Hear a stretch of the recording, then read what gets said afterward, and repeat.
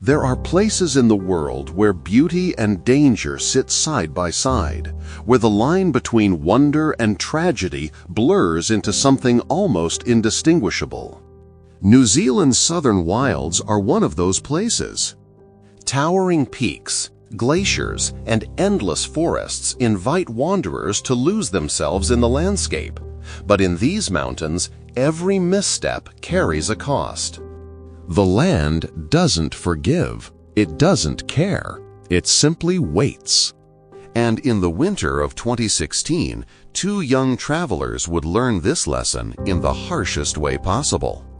In the waning days of July, Pavina Puva, a 33-year-old woman with an adventurous spirit, and her companion, 27-year-old Andre Peter, drifted south into this rugged wilderness. They weren't just chasing sights or ticking boxes on a tourist map. They were Czech wanderers, restless and searching, trying to give shape to lives that had become more about escape than routine. They had been working in orchards around Motueka and Ruaka, picking apples to fund their travels, scraping together just enough to keep moving forward. Queenstown had called to them, promising both breathtaking alpine scenery and seasonal work. Andre, trained as a snowboard instructor, dreamed of carving out a place on the slopes. Pavina, cheerful and quick-handed, pictured herself in a lodge kitchen, the warmth of firelight and laughter around her. But Queenstown gave them no such welcome. The jobs failed to materialize, the money grew scarce, and the restlessness that had carried them across the world began to gnaw even deeper. It was then that they turned to the hills. When there is no clear path forward, some turn inward. Pavina and Andre chose instead to face outward, into the mountains themselves. For them, tramping, the New Zealand word for long, rugged trekking, was both escape and pilgrimage, a way of testing themselves against something larger, more unforgiving than everyday life. They set their sights on the Routeburn Track, a 20-mile traverse threading the high country between Fiordland and Mount Aspiring National Parks. The Routeburn is one of New Zealand's so-called Great Walks, a phrase that in summer evokes beauty and leisure. But in winter, the track transforms into something else entirely, snowbound, wind-lashed, and often impassable. The Department of Conservation calls it the ultimate alpine adventure, a careful turn of phrase that hides a blunt reality. Come prepared, or don't come at all. Before leaving, Pavina and Andre stopped at the Department of Conservation office in Queenstown. There, a seasoned ranger, grizzled, cautious, and hardened by experience, warned them to think again. The snow was old, he said, and old snow is the most treacherous of all. The forecast was grim. Conditions would test even the most seasoned mountaineers. They listened politely, nodded, and dismissed his words. No new snow, they reasoned, means no new danger. It was a fatal simplification. On July 25th, they parked their battered camper van at the Routeburn trailhead. That night, the vehicle stood quietly beneath the looming mountains, its cold metal shell the last true shelter they would know. At dawn, they shouldered their packs and stepped onto the trail. They carried too little for the task ahead.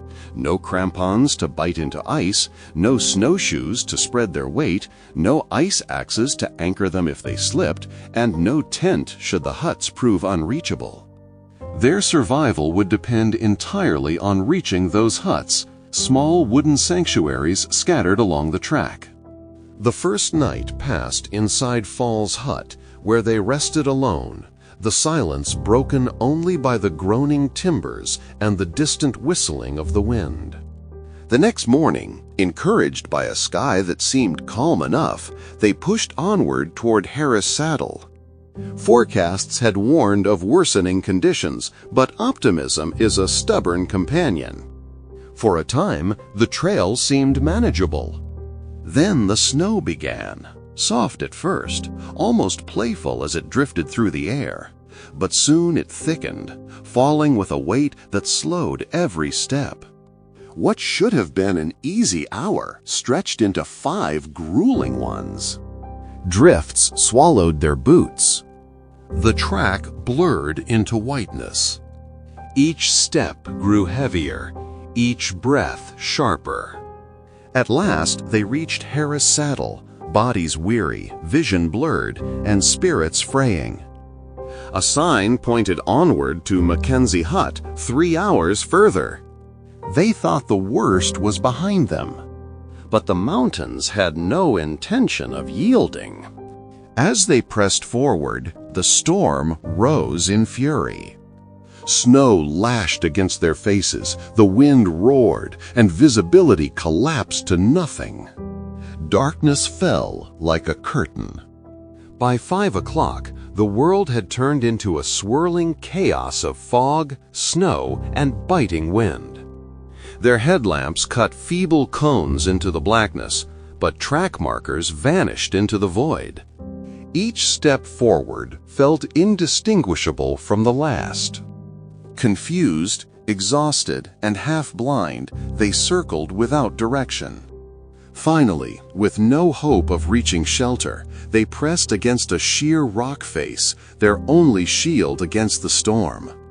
Beneath a thin flap of fabric, they crouched together through the long night. Pavina stayed awake, fearing the snow would bury them if she dared to close her eyes. When dawn broke, the skies had cleared. To their astonishment, they saw it, Mackenzie Hut, standing just beyond the ridges that had hidden it the day before. So close, yet unreachable. Driven by renewed hope, they set off again. The marked track wound steeply toward the lake, clogged with snow and brutally slow. Tired, desperate, they made a choice that would seal their fate. They cut away from the trail, searching for a shortcut. In mountains like these, shortcuts are never what they seem. The terrain lured them upward onto a spur that led nowhere. By the time they realized their mistake, clouds had thickened once more.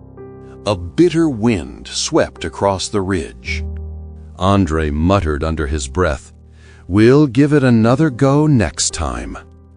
His words, half resignation, half defiance, were carried away by the storm. They turned back, hoping to retrace their steps. But the snow had already erased their footprints, leaving only ghostly loops fading into the white. Fatigue deepened.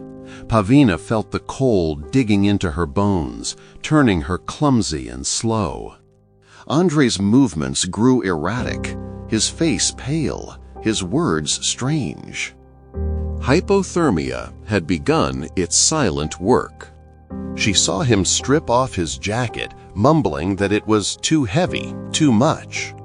His skin flushed, even as the temperature plunged. Pavina knew what that meant. Paradoxical undressing, one of hypothermia's cruelest tricks.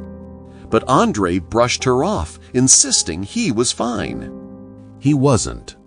Still, they pressed forward, night creeping in again. Their words were little more than whispers against the howling wind. At one point, they stopped by an overhanging rock to rest. Pavina pushed ahead, searching for the trail, leaving Andre briefly behind. When she returned, she found him changed. His jacket lay discarded, his voice slurred, words melting into incoherence. His eyes glazed as if staring into another world. He bit down on a piece of wood as if tethering himself to reality, but it only made him seem further gone. He was slipping away. Then came disaster. The ground beneath them gave way. They tumbled downward, swallowed by snow, branches, and ice. Pavina lost her headlamp and a glove in the fall. Disoriented, trembling, she clawed her way toward Andre. She found him wedged against a tangle of branches, his backpack pinning him tightly. He was alive, gasping for breath, but trapped. She tried to pull him free, digging at the snow, tugging at his body, but her numb hands had no strength. Fear paralyzed her. Fear that forcing him loose might send them both plunging into an unseen abyss. His breaths came shallow, each one weaker, each pause longer. She could hear the sound of suffocation. Then, slowly, unbearably, the gasps stopped. The silence that followed was worse than the storm. Andre was gone. In the cold dark, Pavina searched his pack and found another headlamp. Her hands trembled as she checked his pulse again and again, clinging to hope that refused to be extinguished. Nothing. She sat beside him, the storm raging overhead, the cold pressing deeper into her bones. She was alone now. She kept vigil through the endless night, refusing to leave him, even as her strength waned. And so it went on. 2 more nights, Pavina remained by his side, huddled in the frozen wilderness, unwilling to abandon him to the mountain. The wind howled, the snow fell, and the peaks stood silent, indifferent. Andre had become another life claimed by the land. Pavina, left alone with her grief, clung to him for as long as she could, the mountains bearing witness in their endless, merciless silence. On the 3rd day, the mountains finally shifted. The storm that had swallowed the sky relented for a moment, thinning the clouds just enough for a pale sun to filter through the trees. That weak light was all Pavina needed. She forced her body to move, summoning the last fragments of strength.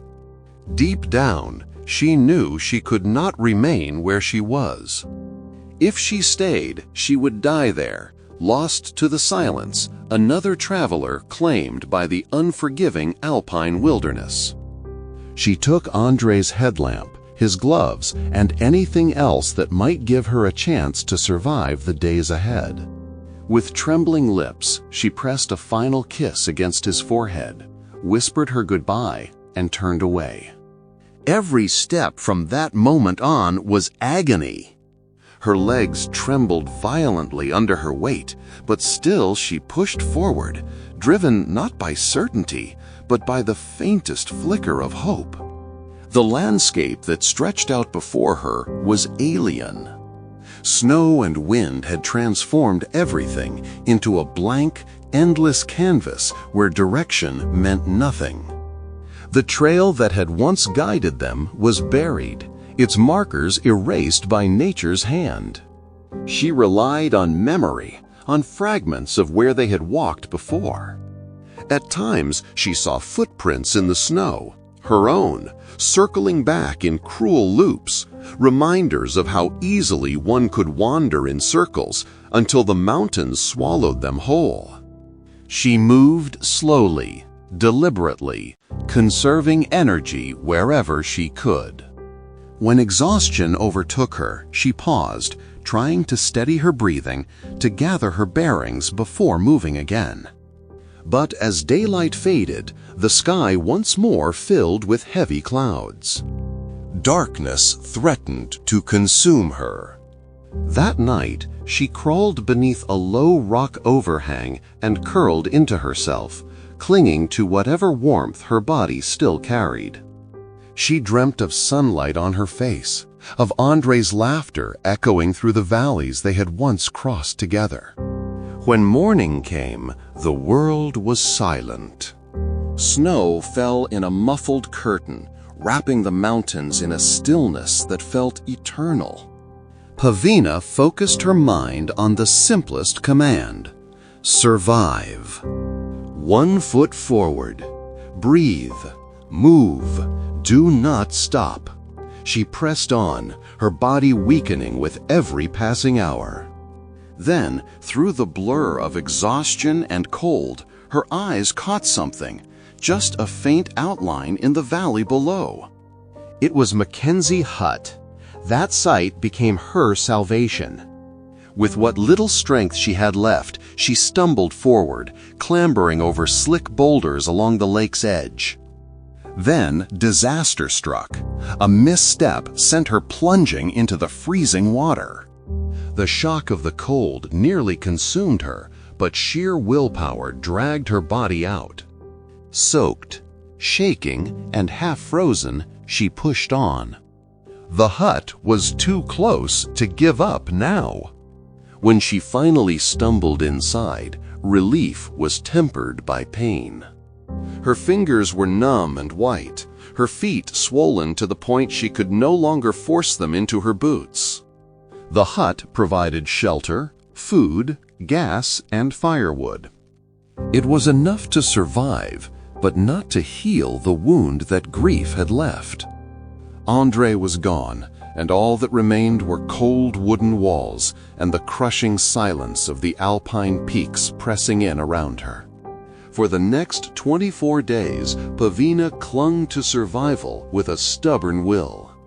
She rationed every scrap of food she found, stretching it further than seemed possible. She burned firewood sparingly, using the ashes to scrawl a giant H in the snow outside, hoping that one day someone might fly overhead and see her desperate call for help. Each day she faced the same brutal routine: keep her body moving, keep her mind sharp, and fight the frostbite creeping into her hands and feet. She exercised with a heavy pack, pacing in the snow to keep her blood flowing. At night, the silence became unbearable. It was so deep, so absolute, that her own breathing seemed to echo back at her from the mountain walls. She fought the pull of despair with the only weapon she had left: determination. At times, hope appeared on the horizon. She heard the distant hum of aircraft engines and rushed outside, waving her jacket and scarf with everything she had. But the planes flew on, never seeing her. The disappointment cut deep, leaving her standing in the vast whiteness with nothing but a sinking heart. In desperation, she tried to fashion makeshift crampons from broken gear, hoping she could walk to the divide shelter near Tanau. But after only a few steps, the gear failed, and the dream of escape collapsed with it. She was trapped, surrounded by avalanche paths, her frozen body too weak to make the attempt. Waiting became her only option. Waiting and holding out for a miracle. Meanwhile, far beyond the mountains, her absence did not go unnoticed. Friends and family raised alarm online when she and Andre failed to return. Their concern reached Vladka Kennet, the Czech consul in Glenorrhy, who quickly alerted authorities. After nearly a month with no sign of the couple, the Department of Conservation launched a rescue mission. Searchers found the couple's van at the Routeburn car park, and from there the operation grew urgent. Helicopters swept over the Alpine track, scouring valleys and ridges for any sign of life. Then, near Lake Mackenzie, the search team spotted movement. A lone figure in a fluorescent vest, jumping and waving frantically outside the hut. Against all odds, Pavina had survived. On August 26, 2016, she was found alive, frostbitten, weak, and emotionally shattered, but alive. Rescuers rushed her to safety, airlifting her to the hospital. Doctors marveled at her condition, astonished that she had endured nearly a month in such hostile terrain. 2 days later, Andre's body was recovered from a steep slope only 2 kilometers from the hut. The police investigation was thorough, and its findings were harsh.